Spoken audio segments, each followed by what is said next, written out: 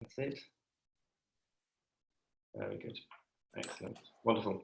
Hello and welcome everybody to I think now the fifth in our series of global webinars looking at different aspects of financial services, the digital economy and fintech.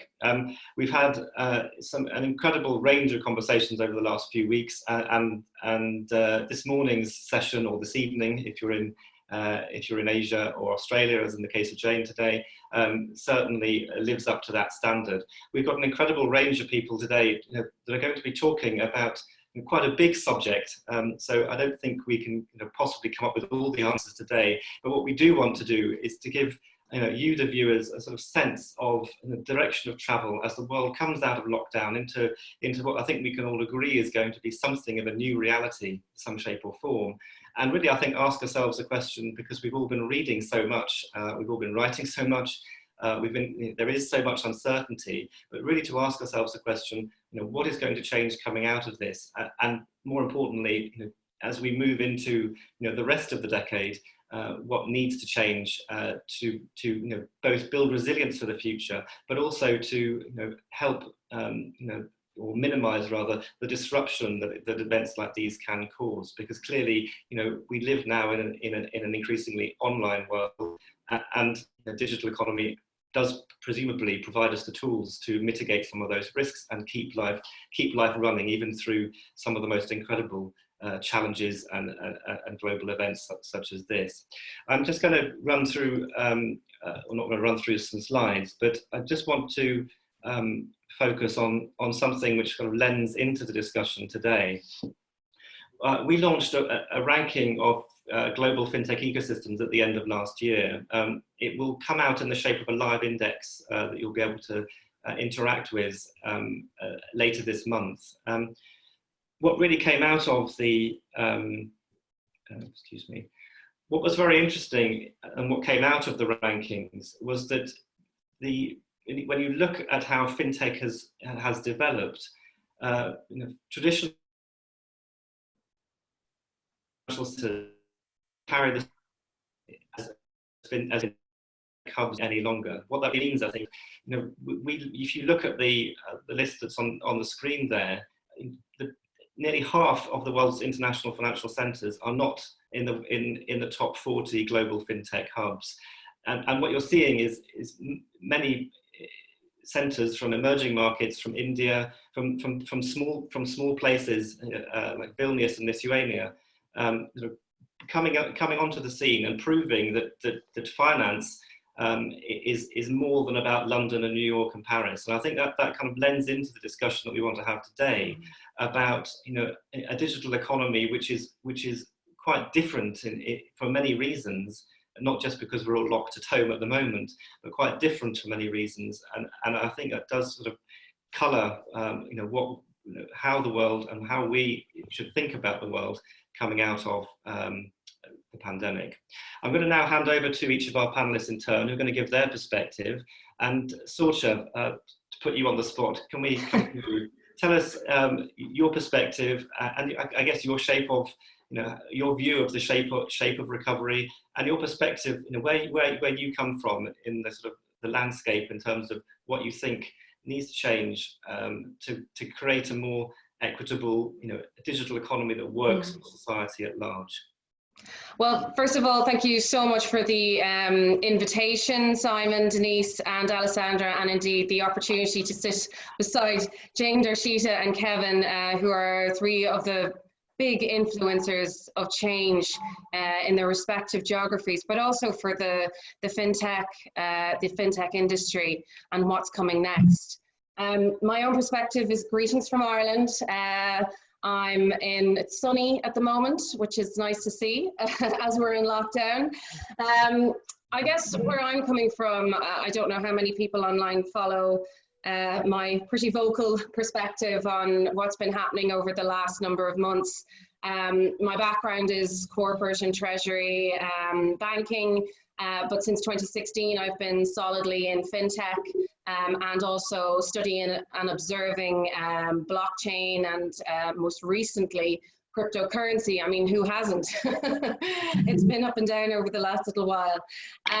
But what I've been watching in fintech over the last number of years, since 2016, is the perspective it's given on what needs to change and where the roadblockers are. And that has parallels to what's going on at the moment. And it's political, it's economical, it's our finance infrastructure, how we're set up to deal with problems. And I was on a corporate treasury conference yesterday, and everybody's looking at their resumption plan or their business continuation plans. But I think the economy needs one of those really, and we need some innovative thinking as part of that.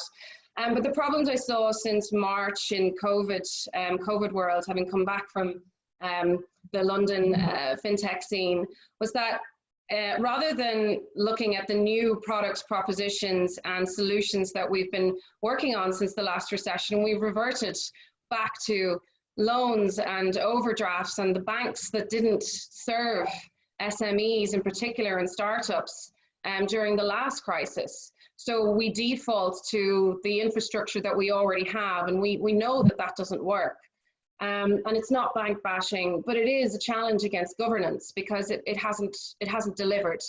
And since the beginning of March, I've been doing an awful lot of study and research in public policy and supra and quasi-government, as well as direct in central bank government, and not just in Ireland, but in the UK.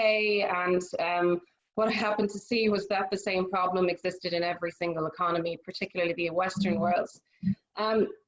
And what it is that we're not giving fintechs the opportunity to present their propositions. So the UK FinTech Task Force, for example, with Martin McCann and Trade Ledger and Wiser Funding, so that's co-founded by Edward Altman, Z-Score, they put a proposition together for the UK on March 26th, and it still hasn't plugged into the Treasury or to the banks to deliver.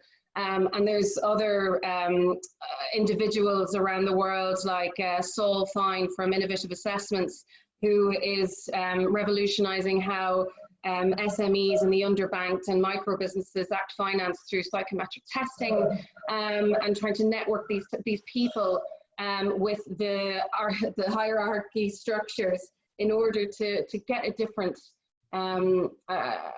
perspective and to get more SMEs and startups into access into the COVID funds. So in terms of the curve, and are we on an up and down, a W, a U, a Z? I mean, it's hard to tell because, you know, we're seeing around the world in different economies that we're seeing relapses of the virus, and we're also seeing new viruses emerge.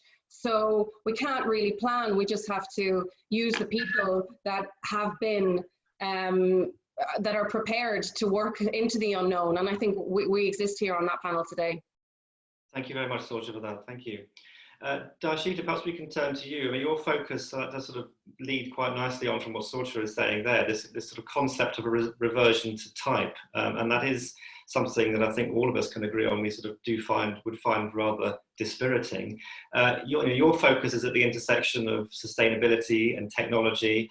You know, at one point through this sort of pandemic, you know, SDGs seem to have dropped off the table. They now actually seem to be coming back and sort of moving centre stage. Is that a sense you're getting, and what are your sort of hopes for the rest of this year and through recovery into 21? Thank you. Like I echo Sorcha's comments as well. I think it's great that we are even speaking about this and discussing this topic, because it is really an incredible time for us to actually pause, reflect. I would like to you started the context that this is about discussing reset. Maybe before reset, I'll pick up from here. We need to do three things. We need to rethink, reorganize, and then reset. And then I'll maybe speak through all those 3 points. And if we start with thinking about the economy, and one of the DB researchers actually said that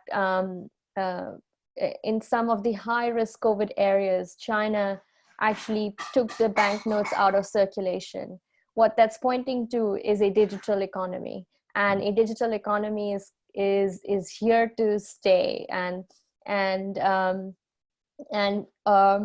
all kinds of technologies, from personal adoption of technology all the way through to macro management of global systems or governance technologies, is something that the world has realized is a big gap, and that needs massive investment and adoption in. So I would say, from a rethink point of view, think digital is what I would say as the future, as a future orientation.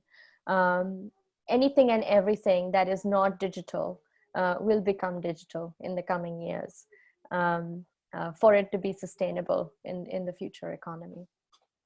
Secondly, if I think of reorganize and highlight, what's happening on the sustainability front, I think still the pickup on the SDGs is a lot slower, including from the global communities who are vested in the SDGs. And we all know, whether or not there is COVID, everything that we do has an impact on the SDGs. So they are just a framework. It's not like suddenly they go away and they come back. They are a framework that give pointers to how we as human beings work as a society, we as human beings work with our environment, and we as human beings work in an economic context. And all these pointers still show us actually that we have gone a few steps back in the light of this crisis when it comes to society and economy. We may have gone a few miles forward when it comes to the environment, with all the breathing nature has received. And then on that note, our focus at Maanch, and I'll just speak a little bit about Maanch. I started Maanch 2 years ago after I wrote my paper at Oxford blockchain, finishing my studies on blockchain at Oxford, on blockchain for philanthropy. And at that stage 2 years ago, I felt like blockchain was an amazing technology that provided an opportunity to really catalyze some of these big ideas around sustainability, circular economy, and really redistributing wealth in ways that actually can happen in our lifetime. But I also realized, as I set out, that it was too early for adoption, and we needed to build a network first before we actually put technology into the network. And what COVID has proved is that the network exists. People want to adopt this technology. And I can give you an example. Just a few weeks ago, early in April, just when COVID was very strong on people's mind, a lot of the UK foundations and trusts came around a webinar with us, and we discussed how they were responding to COVID in support of charities, which have been deeply impacted by this crisis as well. In UK alone, we have 168,000 charities. Last year, they received 77 billion. This year, just in this last 3 months, they're going to have a 4 billion knockout. We know from research that the value these organizations generate for society and the communities is over 200 billion.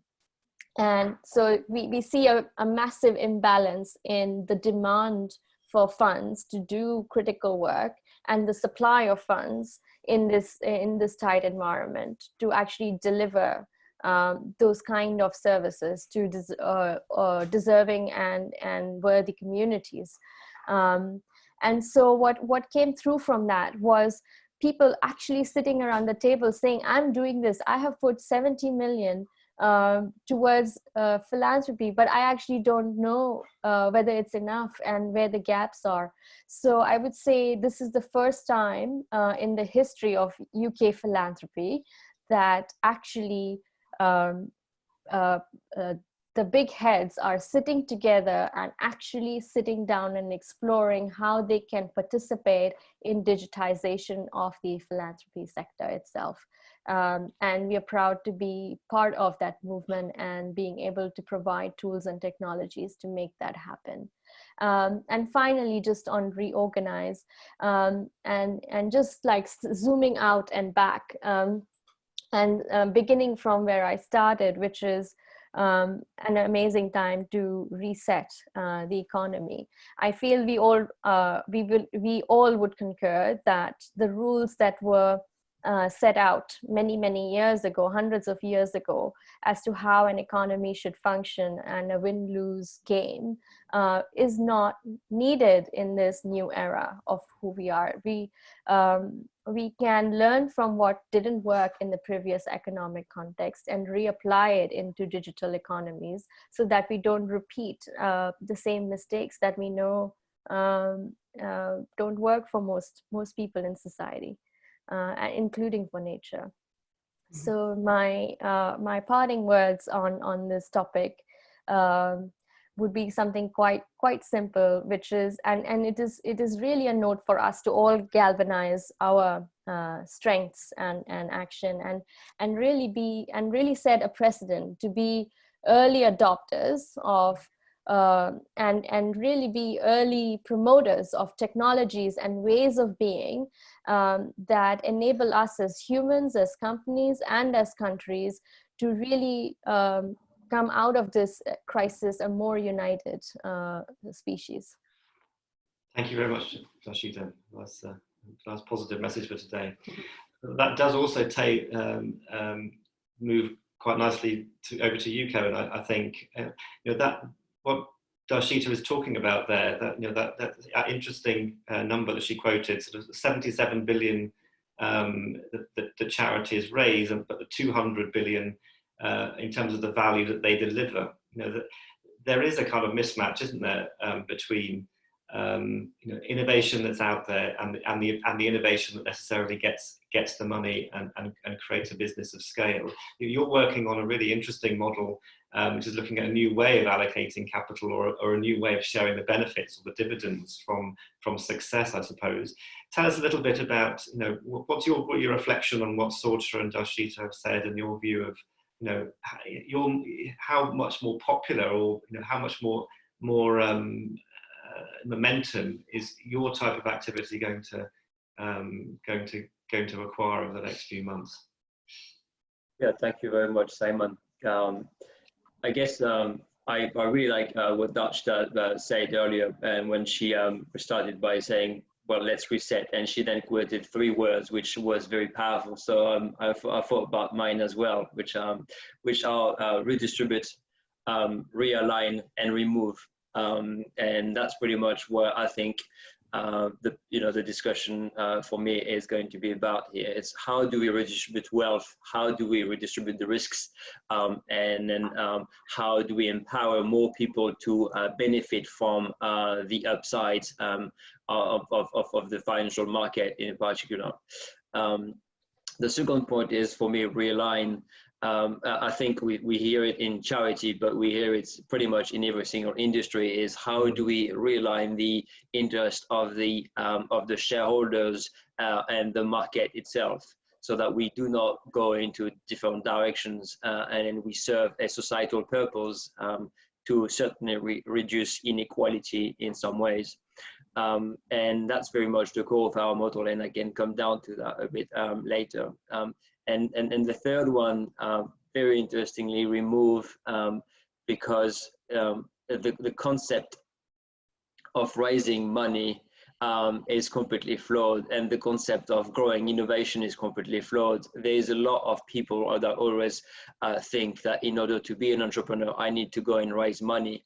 And then I need to spend my time, at many events in order to get the best talent. So the concept of entrepreneurship really is about kind of capital access, talent access, and market access. But in reality, we're not very creative as a society to reinvent the way we create things and the way we create innovation. So really the approach that we are having is by essentially tokenizing an asset class, which is the venture capital asset class, and that hopefully gives a lot of more freedom, and that realigns the interest, that redistributes the wealth, and that removes a lot of barriers to entry and a lot of barriers to innovation, essentially. So I think what we are going to see past the pandemic, and we don't know when it is, because effectively we are hearing, of course, here Boris Johnson saying blue one day and red the other day, and we never know what's going to happen. And we've also heard that Germany and South Korea have already had some issues just after kind of removing the lockdown. So I think we are entering in a phase where there is going to be even more uncertainty than before, and because no governments, even across Europe, are coordinated. We know that this pandemic is not going to be very kind with the lack of discipline and the lack of coordination across every single state worldwide. So if we can't be all aligned at the global scale, we will, excuse me, we will keep on seeing this for the next coming month, which obviously creates huge issues at every level in the society, such as medical, of course, healthcare, but certainly supply chain as well. It's a big topic, and finance. The whole world has changed, because even the biggest companies of the past few years have now missed their product market fit. I'm going to take an example here. Uber, the largest IPO ever known, essentially has now product market fit. There's no product market fit for Uber anymore, because nobody takes the cab, and then nobody really uses their services anymore. So this is just showing that as we progress, as we as a society progress, we've got to be able to adapt to change even more quickly. And that's pretty much why this is a digital economy can be a lot more responsive, and even certainly more proactive, instead of being reactive to those kind of changes. So hopefully by creating this digital economy, we're going to be a lot more connected, and then we are going to obviously improve our own lives as well. We're seeing, you know, the peak of pollution coming down. So this is, if we want a green world, if we want a decarbonized economy, we'll have to be working from home. We'll have to be doing more of those Zoom and Skype and whatnot, and we'll have to be just a lot more responsible about how we want to create the next, workplace. So that's pretty much where I think there's a massive opportunity right now about shaping the next decade. It's because we can start from a blank sheet. We know that we've got the time to rethink. As Darshita said, we can rethink and reorganize before resetting, but the opportunity is there. Now, will people do it? We don't know. We never know how the market will respond to such crisis, but 100% sure that entrepreneurs have now an opportunity to think a bit more than just selling something very simple to their customers, and certainly focus a lot more in value creation more than growth. And then really changing the way we interact with customers and the way we design our new business models using blockchain or AI or whatnot. But there's a land of opportunity just ahead of us, and it's just up to us really to create the foundation, to empower more entrepreneurs, to enable entrepreneurs to do more faster with even less. Because capital is going to be more scarce, at least for the next 24 months. And I don't think we've seen the heat of the crisis on the startup right now. I do think that we're going to hear a lot more sad stories by the end of this year. I think there's still some entrepreneurs that are going about with their pitch deck and their valuations of 2 or 3 months ago. And I think they just misunderstand the way investors are thinking of the situation right now. So and of course we're seeing some semi-response from the governments. We've seen the future funds. Obviously, there's a lot of companies that will go through the net. And then and we have seen the British British patient capital deploying 2.5 billion across 31 VCs lately. Then again, what we have done is we have deployed 2.5 billion across 31 VCs, but are the VCs really deploying money right now? Are they really interested in investing in companies who are not able to understand even the current situation? And money does not flow in companies which have not certainty. So that's why I think there's an opportunity here to reinvent venture capital and to be more risky and to finance a lot more daring companies trying to change the way we've been doing things up to now, basically, because we've got the opportunity to restart from scratch, as I said earlier. Now, will people take the advantage of the situation? We don't know, but for sure we are prepared. Us as Consilience Ventures, we are prepared to help medtech companies, fintech companies, cybersecurity companies, supply chain companies to go through the crisis, so that basically they are going to have an advantage, against their competitors. Thank you, Kevin. Thank you very much. Jane, perhaps we could turn to you. Right on the other side of the world, down in Australia. I know that you want to talk about emerging markets.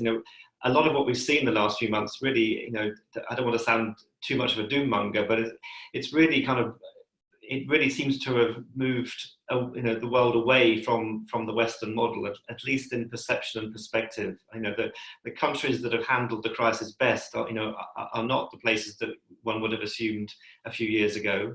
And places like Africa have actually handled the crisis extremely well, with strong leadership and well-coordinated policies, even if they haven't had the financial clout and resources.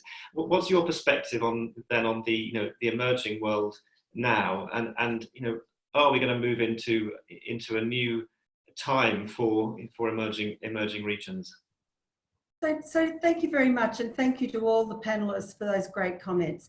Let me start with just reframing for a moment, but picking up on one of the comments that Kevin made, because we're all living in our bubble at the moment, and we're actually the lucky ones, if we're being honest with ourselves.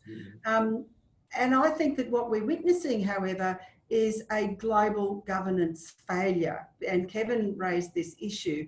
The institutions that were set up at Bretton Woods to manage the kind of interconnected needs of the world have frankly failed us during the pandemic. And I think that this is a major policy issue for everyone to think about moving forward. And so I do want to talk about emerging economies. And Simon, I hope you're right that Africa's handled it well and is going to go well. But I can't help thinking that you might not be right. And I'll tell you why. Because what we're talking about with emerging economies is countries that have already got weak health systems, limited or no capacity to lock down. Because if you're a street vendor and you live on your cart, where do you lock down to? So what's happening in a lot of countries, and they can't earn an income, therefore they start being hungry. And we have an exodus in a lot of countries of these street vendors and people who are being asked to lock down, going back to their provinces of origin and spreading the disease further, and then creating more poverty in the places that they've come from. So in Africa, it's actually being suggested, even though the pandemic seems to be moving slowly, that there could be up to 44 million people infected and up to 190,000 people could die over a 12-month span. And because not everywhere's testing, you just don't know what the situation is. And Brazil's now got the second highest death rate behind the US of anywhere in the world. and it's spreading in the slums of big cities because shopkeepers and vendors can't afford to stay at home if they have a home. What we're also seeing, which is really important to emerging economies, and for some of them as much as 10% of their GDP comes from remittances, is as the richer countries are struggling, the employment of overseas migrant workers is reducing, and so the remittance flows back to emerging economies has dropped. And some early data from Central America is suggesting that remittances have fallen as much as by 40%. So you've also got collapsing exports of primary commodities, tourism stopping, unsustainable debt levels that is going to become a major problem. And then a lot of currencies are falling against the US dollar. So Brazil, Colombia, Uruguay, South Africa, and Mexico. So I think we need to reflect on the needs, not just of our immediate needs in the countries we live in, but what's actually going to be the fallout if the pandemic does in fact have this catastrophic impact on emerging economies. Because they're going to be in the situation, unlike us, where we might not have been ready with our personal protective equipment and the healthcare system, but we had a healthcare system that we could kind of rapidly catch up. In many emerging country economies, their healthcare system is already incredibly fragile, and in some cases close to collapse. So you can't save the healthcare system by closing down the economy. So these are appalling decisions that countries are having to work on. And the economic crisis is then going to throw them into more and more difficulty, and then followed potentially by an institutional crisis. So the sorts of things that people are talking about is that these could become political crises, that you've got authoritarian states who are now taking advantage of the crisis to become more authoritarian, and you've got a whole lot of elections coming up where you may expect to see a rise of illiberal leaders and intensify political turmoil. So I think we need, as we kind of emerge from our own challenges, to think about what are the needs and how can we support emerging economies. And in terms of international aid and so forth, thinking about the support they need for their health systems and their economies. But also, I do believe that emerging economies is the really big opportunity for digital innovation. So one of the ways that we should be helping them also is to help them get the digital infrastructure in place, work on digital literacy, because they've got the biggest young people populations of anywhere in the world. They've got over 70% penetration of mobile phones, and there are opportunities, whether it's in remittances or whether it's in healthcare, to be able to innovate to make significant change. So I think that now's the time for acceleration for digital everywhere, but spare a thought while we're, you know, licking our wounds and being sad about our situations, about number of countries in the world who will be immeasurably worse off than us. Yeah, thank you for that, Jane. Yes, and it's indeed some sobering thoughts. I don't want to linger on this next point too much because you've alluded to it there. We'll come on to you know, I want to really sort of come on to the sort of education and the skills piece, which is, you know, clearly going to be a challenge. But I do want to get a couple of perspectives. You know, we've seen a total lack of coordination globally, but we've you know, most at government level do something. So it's a weird sort of two-speed scenario, it seems. I wonder though, you know, Kevin, Darshita in particular, you know, do we now think that, you know, we are moving back to an era of big government? Because you're talking about, you know, big changes in society and the world. But at the individual level, individual responsibility will only get us so far. And if change is really to happen, big government is the only show in town.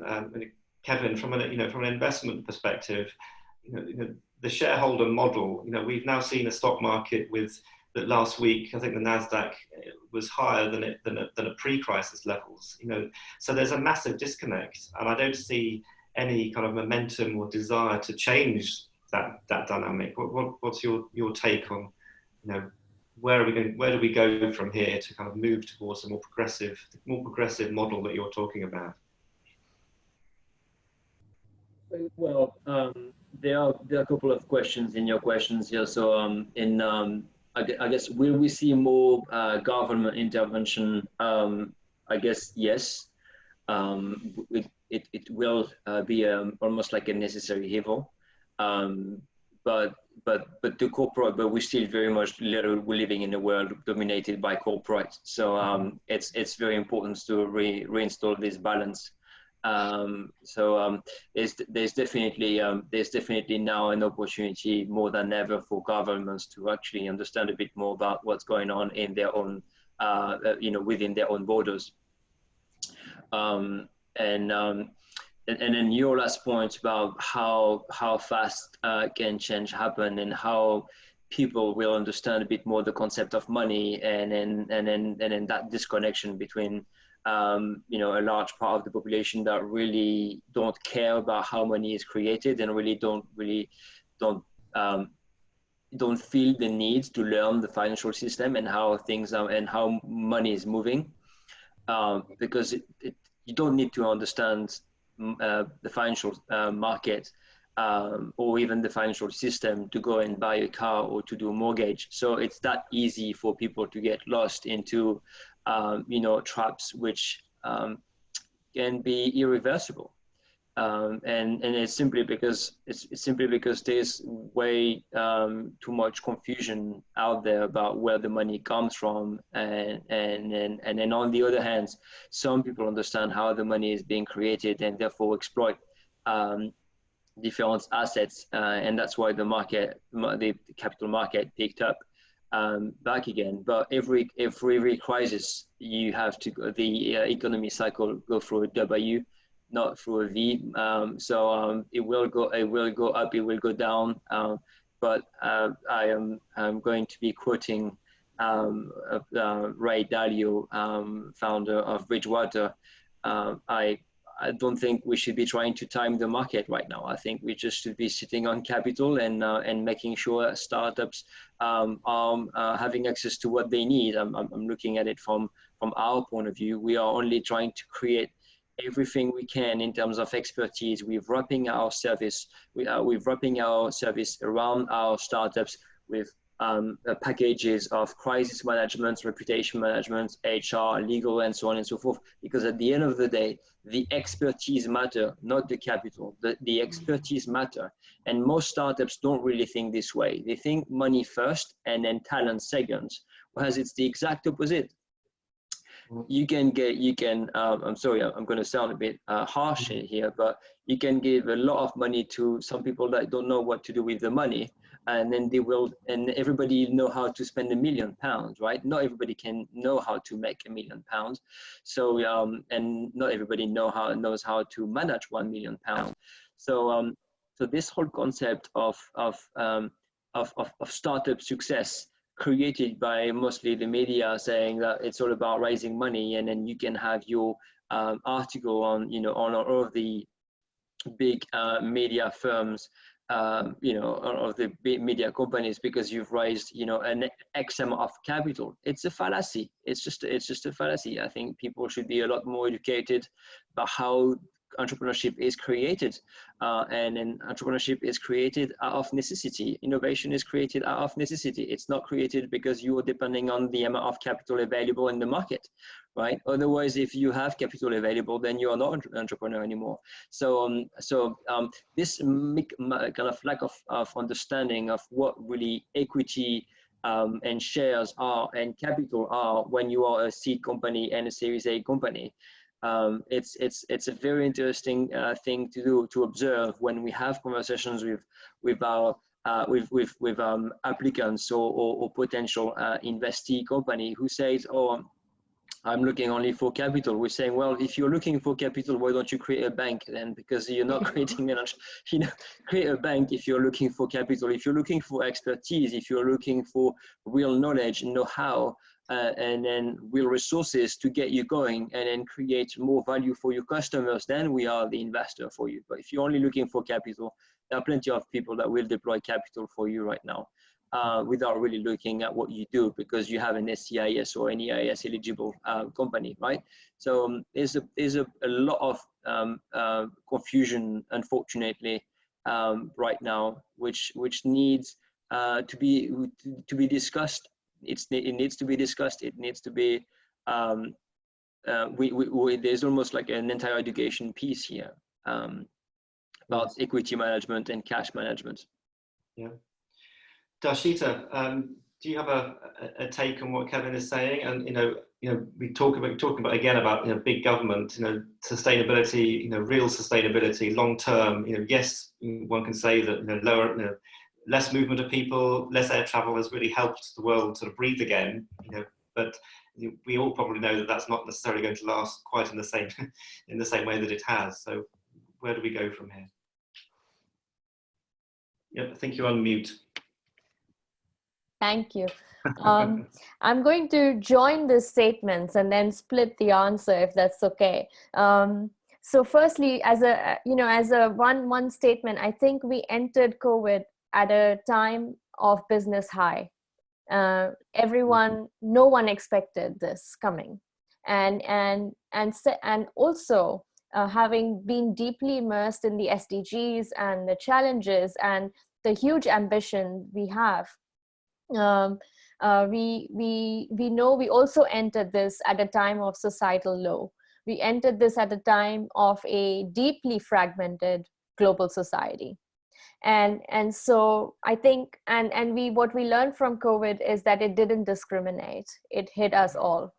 And so if I respond to, what Kevin just shared, which is around business and business response and the resilience of business to respond to the crisis, I can say this from personal experience.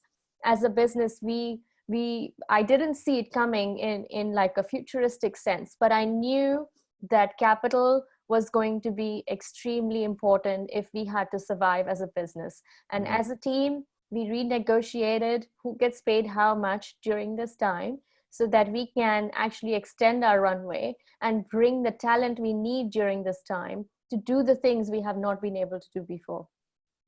In the last 2 months, as a company, we've hired 5 new staff to bring the extra skills sets that enable us to make that extra leap forward during this time as a business. And this was only possible because we were able to renegotiate how we use the money that we have, assuming that there won't be more coming in some time. So that's one. And then if I look at it from a governance point of view, this is how I would say, like in a micro context, governance works. You look at the resources you have, and then you realign how you share those resources to make sure that you as an organization, as an entity, as a country can move forward. And I feel with where we are at this point in time, it's highlighting even more. And I think we are not yet seeing the real challenge here. We are facing a global challenge, and we're taking a country by country view as to how we address this. And this is a challenge of the SDGs as well. We have a climate that doesn't work, an environmental challenge that doesn't work. But we still take, okay, as a country, I have so much allocation of carbon. It doesn't work like that. And I really sincerely hope that leaders who are managing countries, when they come around allocating capital at the G20 meetings and whatever meetings they have around reallocating capital back into countries, that they are able to take a global view at this and not just repeat patterns of past in terms of how capital is allocated in the future. Well, thank you very much, Darshita. Absolutely, I couldn't agree more. Yeah, no. To say, we're 10 minutes for today, so please send us your questions. We've also launched a poll. The poll question is, what's most urgently needed to build a digital economy that serves society, with a range of options. Currently, top, Kevin, you'll be pleased to know, new models of capital allocation. Nearly half the audience seems to think that that's the most important for the near future. Sorcha, I want to turn to you. We talked yesterday a little bit about jobs and skills. We've talked a lot. You focus on working with SMEs and sort of and emerging technologies. And we talked a lot, of course, about this terrible divide that there is between we all feel, even those that are in the sort of lucky, privileged positions that we're in, we do feel this disconnect between the 1% and the stock market and the actual our daily lives. I know that you have a sort of passion in terms of skills and education and what's needed. Where should the focus be, to help people get the best out of, a digital economy which is still very much in flux and going to evolve over the next year, 2 years? It's a micro and a macro question, and I guess it's something that I can live and breathe because I've been doing it not just since 2016 but since the beginning of March. And it's looking at what Jane said about the allocation of capital in developing worlds. And I compare what's happening in Europe and in Ireland in comparison to what's happening in Africa, let's say. So for Ireland, we can borrow funds from the European Union at close to zero. So we don't know the exact figure, but it's close to zero, and the number is about 1 billion.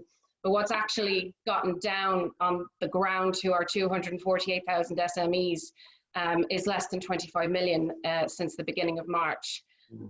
If we compare the cost, and on that point, affording the ability to service the funds. So for micro businesses and small SMEs who are lifetime lifestyle businesses, they're not grow fast, reach 1 million and export overseas necessarily. They come in at the beginning of the day, they open up their retail, their small retail shop, their high street, their village store or service, and they have a public service essentially for their community. They pull down the shutters at the end of the evening, they go home, lather, rinse, repeat for life. It's not ambition is the wrong word for it, because it's a community service. They have to be there, we need them, they're our fabric. But they're paying the cost of this zero. So up here, our government can access 0% finance, but the cost for our SMEs is a minimum of 4%. And they're being given maybe 6 months holiday on that, a kick the can scenario. And it's at 0%. But I mean, if a 20 grand loan over 3 years is 555 quid per month, and if your turnover is a couple of 100,000 per year, and that's been eroded by 60% because of COVID environment, then how are you going to service that? And then if you compare Africa, for example, I was reading how much it is for Africa to cost in international money, and it's up to 18%. Yet the SMEs pay 1.2%. It's on much smaller amounts. I mean, they're talking a couple of $100 equivalent, but still, they're paying at a government level up to 18%, and yet they're not passing that down visibly from what I read, and Jane will know more than this, to the small businesses. So why are the small businesses bearing the brunt of the finance, where the corporates, and in particular, our corporation tax is very low, and I'm not very popular in Ireland for challenging the GDP at 12.5%, but it's at the cost of our SMEs, and our startups are part of that. And from an education perspective, it's going back to what Kevin said about understanding the purpose of money. I mean, I've been sitting back and thinking, what is the purpose of everything? So Kate Raworth, the purpose of the economy. Well, I have to mention Kate Raworth because she is my absolute idol at the moment. She's just teaching me so much every day, and I get up every morning and I think, why do we do the things that we do in the way that we do it? What's the cost to the planet? What's the cost to the people? And what can we do better? And donut economics is at the center of that, as Darshita says, and the SDGs, the Sustainable Development Goals. And if it wasn't for my old lifelong friend, Tommy Guy, shout out Tommy, in the last number of months that came to me and started talking to me about SDGs, I wouldn't have started factoring them into everything that I do today. There's 17 goals, and what we're seeing in a lot in SME presentations for the recovery finance for the UK and Ireland in particular, is that it's a very male-orientated panel. And if the SDGs were embedded back in 2012, 2014, 2015, when we really started to sing about them, then today we wouldn't be seeing all male or no diversity panels. One of the goals. Goal number 5, equality. And you know, there's 7 other political metrics that can measure the success of economy. And today, when we're watching the news, all we're seeing is it will take X number of months, years to reach GDP. I just don't care about GDP anymore. I care about the planet, I care about people, and I care about how we can use the products that we're building today and the services to impact how we access finance. And, you know, as Kevin and I were talking, and Simon, that you know, venture capital exists for a military purpose. You know, after the Second World War, it was created to innovate fast machinery and technology to be competitive at war, and that's why the pace is so fast, and it doesn't suit lifetime businesses, and that's startups and SMEs. It's the same conversation. It's just a different point in its life cycle. But if you go back to the people and skills and who your advisors are, and everybody here knows that when you're looking at a startup company or an SME, you don't really look at the product or proposition first. It's who are the people behind it and why are they doing what they're doing? And, you know, and what is what they're doing going to impact in a positive or negative way? So the corporates that we're looking at today that are, they're going to be in trouble themselves, because there's going to be quite a few pieces exposed about corporate accounting. Businesses are going to be downgraded, and a worry in the supply chain about how that's going to impact the smaller, the SMEs in the supply chain that are depending on that large corporate, not just for business and services, but also they may be caught up in their internal supply chain finance program. And then suddenly they don't have access to that finance anymore. And they're still struggling to get access to the bank and government schemes that aren't fit for purpose. And if we look at the political landscape, which is something that I've been getting into in a lot more detail recently, and what is its purpose for us? And this goes back to Plato, you know, and back to the beginning. Is that it's set up for humanity. It's set up to look after people. Yet all we're looking towards is a financial monetary figure. And until we, the people, really influence our demands, that we don't want to look at this anymore. We want to look at how our happiness is, our annual happiness index. And all of our countries are in the top 20, according to 2020 World Happiness Index. But when it comes to 2021, are we going to be seeing Mexico and Brazil, or I know they've got problems in terms of people and the progression of the virus, but they're much more agile and nimble in terms of putting technology to work that deploys capital from government to people, macro to micro, efficiently. Yeah. Thank you, Sorcha. Yes, absolutely. It's a sobering thought. Jane, I want to turn to you. You know, it seems to me, no matter where you look, we're talking here about, you know, this sort of move from measurements of GDP to one of, you know, from growth to value. We're talking about trying to identify where the skills are, what skills are needed. We're talking about sustainable development goals and what progress has been made. Wherever you look, it seems to me there's a massive data deficit, isn't there? There's a lack in ability to measure outcomes. You know, impact, when it comes to sort of impact specific or impact focused financial services or impact focused companies in general, you know, the ability to kind of measure cause and effect is just not there. How can, you know, what is it that we need to do now to be able to have the measurements in place to track progress, or to try and identify what are the actual needs that need to be solved? Because I think that to me personally, along with, you know, better leadership at big government, is what it's going to take to get us out of, you know. Look, thanks for that question. I think it's critically important. And I think there's a couple of points I'd like to make, because if you look at the big platform companies, we're using these mobile phones with their applications on it. They know everything about us. We need to take that power of big data analytics and the platforms and how they work and what they know, and we need to apply that to thinking about these kinds of measurement of SDG problems, and we're just not doing that. The second thing is, and I think we really need to call upon the academic and research community, their tools for measurement are simply not appropriate in a digital world. They're too slow. They require retrospective data, usually that's manually analysed. They're not using the data that's being gathered all around us all of the time. We need a really big rethink by academics and researchers about evaluation science.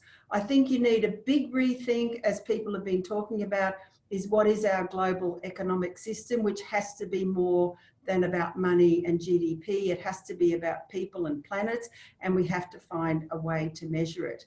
And I think finally, what we need is to use the power of social influencing that is so being used by so many people to sell fabulous makeup and all sorts of other things, to think about how to sell these ideas about rethinking what kind of a world we live in, what it is that we measure that has value, and how we demand that of our governments. But I still think we sit in this big vacuum about what is this global governance system. The UN's failed us, the G20's failed us, the Bretton Woods institutions have failed us. What is it that's going to look after all of us who live on this same planet, and we need to care about all of our welfare? Thank you very much, Jane. We had a question from I know, Kevin, that you've answered it individually, but it's an interesting one, isn't it? It's valid, so perhaps we can take that. Portia asks, what more can we do in a digital economy to offer assurance and comfort to our shareholders? Kevin, what's your take on that? What are the strategies that are working there?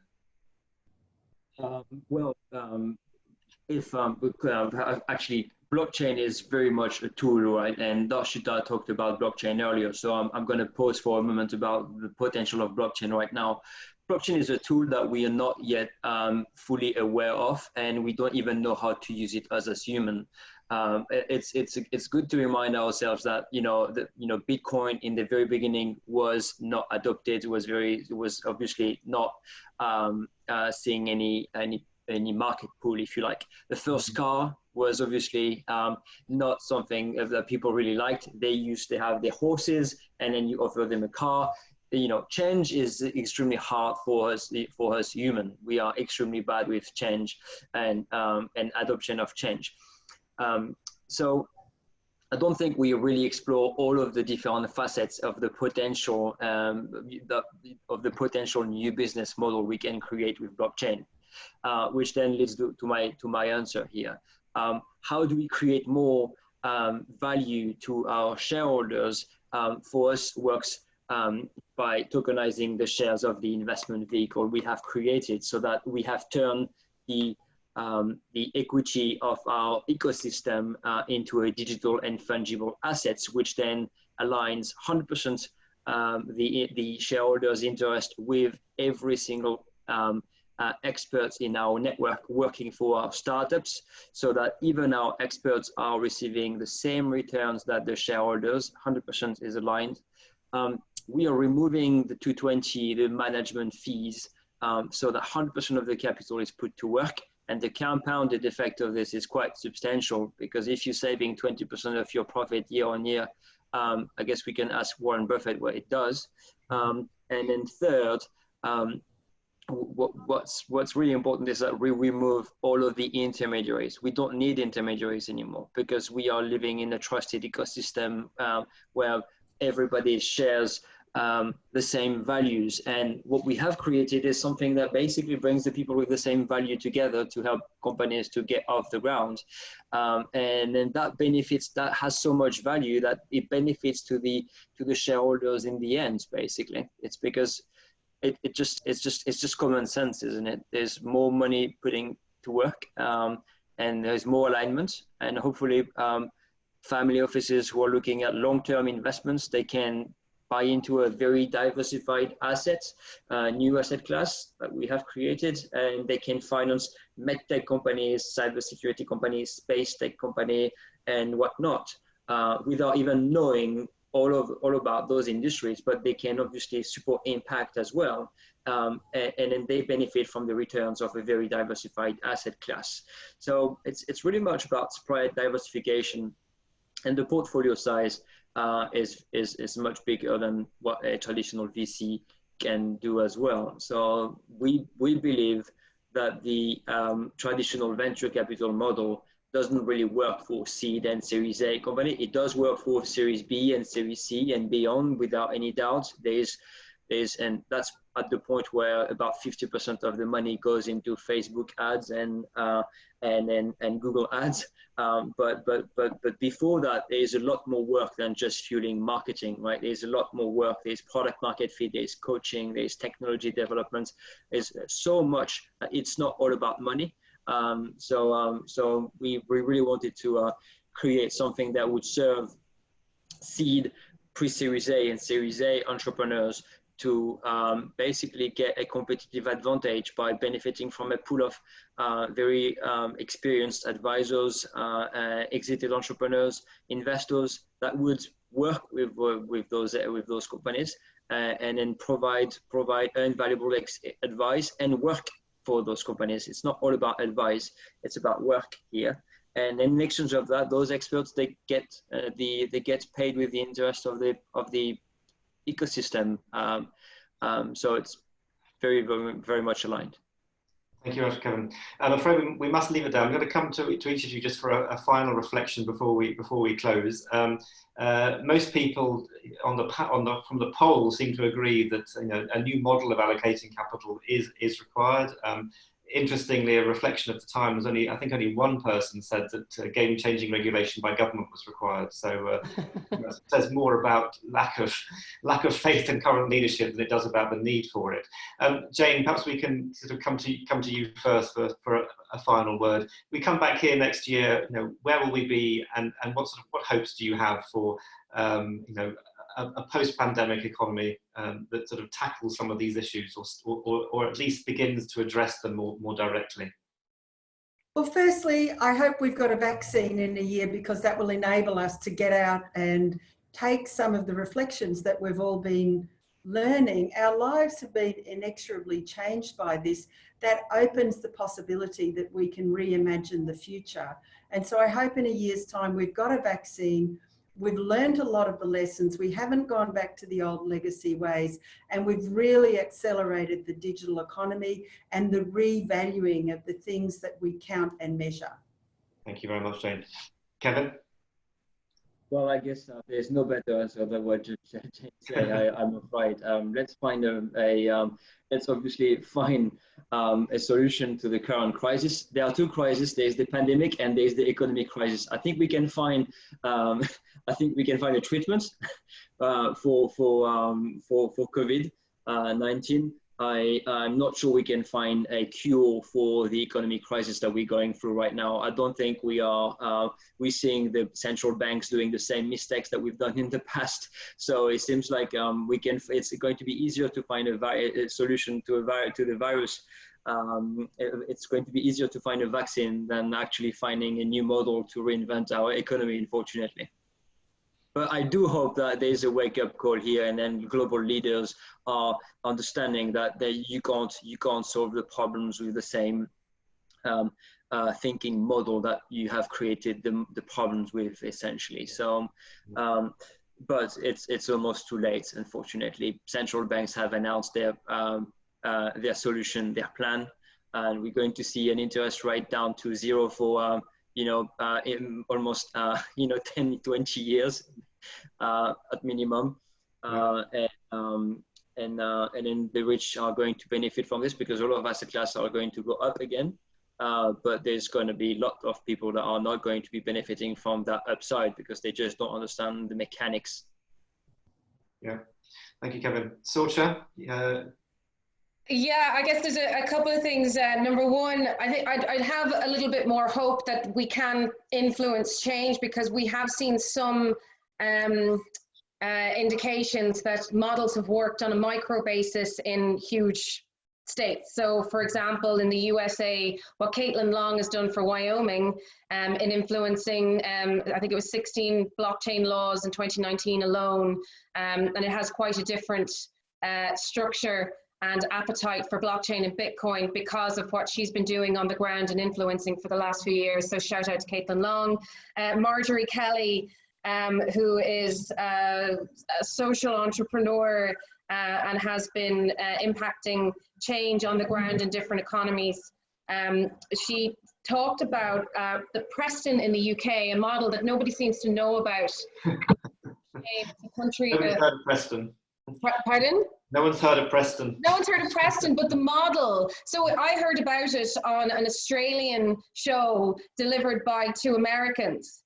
And yet in Ireland and the UK, we don't know about this. So Preston was an underperforming city in the UK, and it was given 100 million by the UK government to rebuild its social structure, its local economy, and redistribute all of the wealth that was made back into the economy. And over a 5-year period, PwC noted it as one of the highest performing microeconomies in the UK. So we all need to have a little bit of a look at that, and I'm going to start posting about it, so don't worry, you'll hear about it.